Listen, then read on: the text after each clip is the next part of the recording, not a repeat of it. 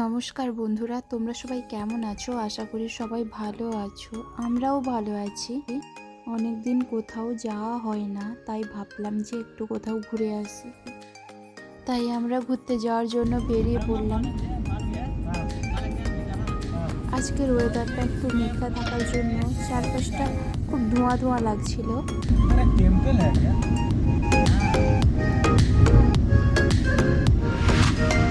वहाँ पे कुछ नहीं दिख रहा है।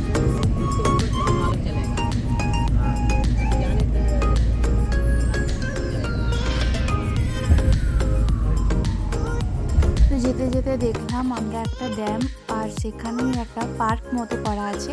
তাই ভাবলাম যে ওখানেই আমরা একটুক্ষণ দাঁড়াই। ড্যামের কাছে পার্কটা খুবই সুন্দর।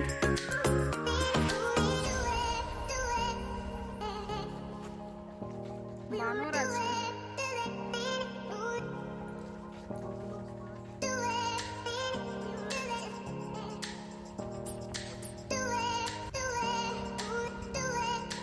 উপর থেকে জায়গাটা খুব সুন্দর লাগছে।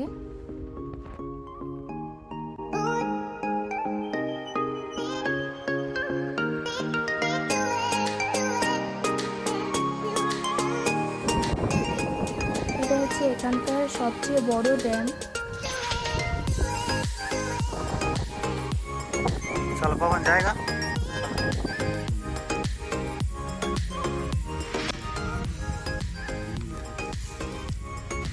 আমরা এখানে বসেই ব্রেকফাস্টটা সেরে নিলাম। খাওয়া দাওয়া শেষ করে আমরা এবার বেরিয়ে পড়লাম। তো আমরা যাচ্ছি গান্ডিকোটা। গান্ডিকোটা হলো একটি ঐতিহাসিক স্থান, আর এটা ভারতের গ্র্যান্ড ক্যানিয়ন হিসেবে উল্লেখ করা হয়। এটা অন্ধ্রপ্রদেশে কাদাপা জেলায় অবস্থিত, প্রায় 100 মিটার উচ্চতায় একটি পাহাড়ের ওপর অবস্থিত। এখন আমরা চলে এলাম গান্ডিকোটাতে।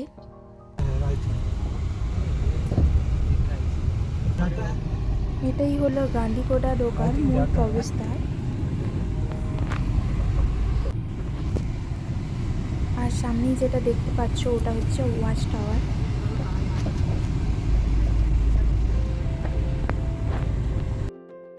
এই গান্ডিকোটা পেন্না নদীর তীরে অবস্থিত।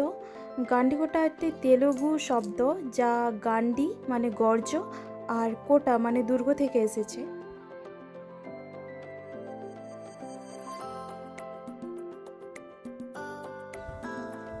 এটি হলো জামা মসজিদ, যা প্রশস্ত চতুর্ভুজের মধ্যে দাঁড়িয়ে আছে। ভিতরে মসজিদের দেওয়ালে 64টি কক্ষ রয়েছে। মসজিদের ভেতরে সব জ্যামিতিক নিদর্শন দ্বারা সজ্জিত। খিলানযুক্ত বৃত্তাকার গ্যালারি, এছাড়াও পদ্মের পাপড়ির ক্যাপিটাল দেখতে পাওয়া যাবে। এই গান্ডিকোটা বিভিন্ন রাজবংশ দ্বারা শাসিত হয়েছে, যার মধ্যে রয়েছে কল্যাণী, চালুক্য, কাকাতিয়া, বিজয়নগর সাম্রাজ্য, মুঘল সাম্রাজ্য, মহীশূর রাজ্য এবং অবশেষে 1791 সালে ব্রিটিশরা।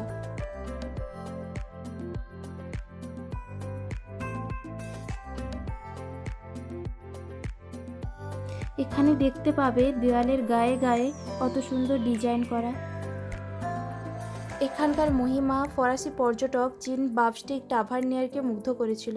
তাই 1952 সালে গান্ডিকোটা দুর্গ পরিদর্শন করতে তিনি এসেছিলেন, এবং তিনি হাম্পি বিজয়নগরের সঙ্গে তুলনা করেছিলেন এই গান্ডিকোটাকে।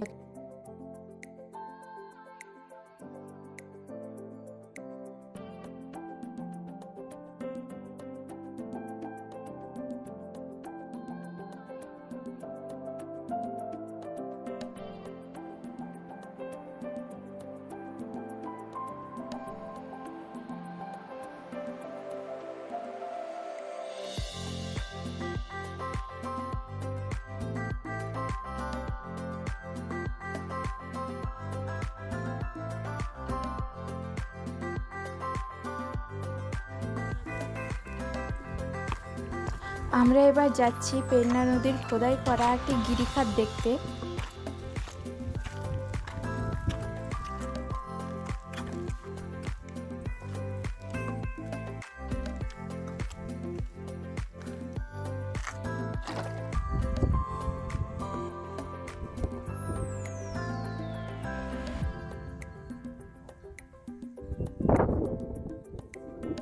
আমরা এবার একেবারে পাহাড়ের উপরে উঠে গেছি।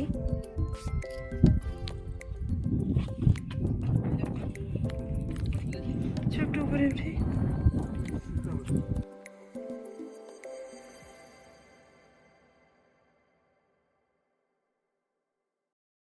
তো আমাদের গান্ডিকোটা দেখা কমপ্লিট।